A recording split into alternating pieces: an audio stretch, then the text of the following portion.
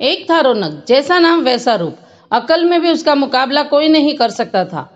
एक दिन उसके घर के बाहर बड़े बड़े अक्षरों में लिखा, यहाँ अक्ल बिकती है। उसका घर 20 बाजार में था। हर आने जाने वाला वहां से जरूर गुजरता था। हर कोई बोर्ड देखता, हंसता और आगे बढ़ जाता। रौनक को विश्वास था कि उसकी दुकान एक दिन जरूर चलेगी। एक दिन एक अमीर महाराज का बेटा वहां से गुजरा। दुकान देखकर उससे रहा नहीं गया। उसने अंदर जाकर रौनक से पूछा, यहाँ कैसी अक्ल मिलती है और इसकी कीमत क्या है? उसने कहा, यह इस बात पर निर्भर करता है कि तुम इस पर कितना पैसा खर्च कर सकते हो। गप्पू ने जेब से 1 रुपया निकालकर पूछा, इस रुपए के बदले कौन सी अक्ल मिलेगी और कितनी?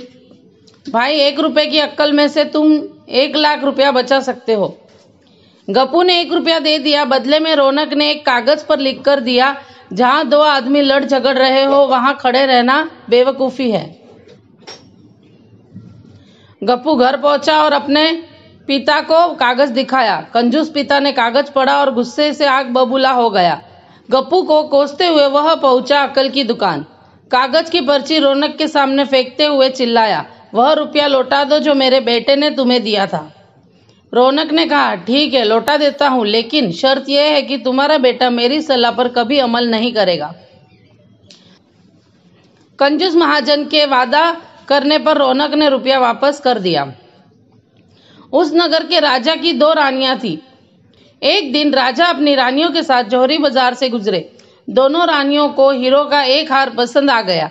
दोनों ने सोचा, महल पहुंचकर अपनी दासियों को भेजकर हार मंगवा लेंगी। संयोग से दोनों दासियां एक ही समय पर हार लेने पहुंची।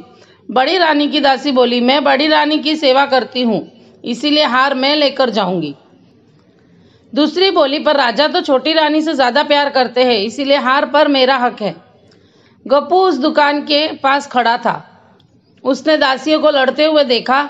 दोनों दासियों ने कहा, वे अपनी रानियों से शिकायत करेंगी। जब बिना फैसले के वे दोनों जा रही थी, तब उन्होंने गप्पू को देखा। वे बोली, यहाँ जो कुछ हुआ तुम उसके गवाह रहना। दासियों ने रानी से और रानियों ने राजा से शिकायत की। राजा ने दासियों की खबर ली। दासियों ने कहा, गप्पू से पूछ लो, वो वहीं मौजूद था। राजा ने कहा, बुलाओ गप्पू को गवाही के लिए, कल ही झगड़े का निपटारा होगा। इधर गप्पू हैरान, पिता परेशान। आखिर दोनों पहुंचे अक्ल की दुकान। माफी मांगी और मदद भी। रौनक ने कहा, मदद तो मैं कर दूंगा, पर अब जो मैं अक्ल दूंगा उसकी कीमत 5000 रुपए। मरता क्या नहीं करता। कंजूस पिता ने कुड़कुड़ करते हुए दिए 5000। रौनक ने अक्ल दी कि गवाही के समय गप्पू पागलपन का नाटक करे और दासियों के विरुद्ध कुछ न कहे। अगले दिन गप्पू पहुंचा दरबार में। करने लगा पागलों जैसी हरकतें। राजा ने उसे वापस भेज दिया और कहा, पागल की गवाही पर भरोसा नहीं कर सकते। गवाही के अभाव में राजा ने आदेश दिया, दोनों रानियां अपनी दासियों को सजा दे, क्योंकि यह पता लगाना बहुत मुश्किल है कि झगड़ा किसने शुरू किया। बड़ी रानी तो बहुत खुश हुई, छोटी को बहुत गुस्सा आया।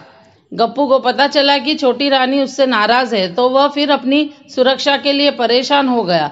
फिर पहुंच गया अक्ल की दुकान। रौनक ने कहा, इस बार अक्ल की कीमत 10,000 रुपए।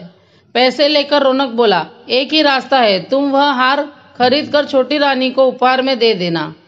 गप्पू संगते में आ गया। बोला, अरे ऐसे कैसे हो सकता है, अब उसकी कीमत तो 1 लाख रुपए है।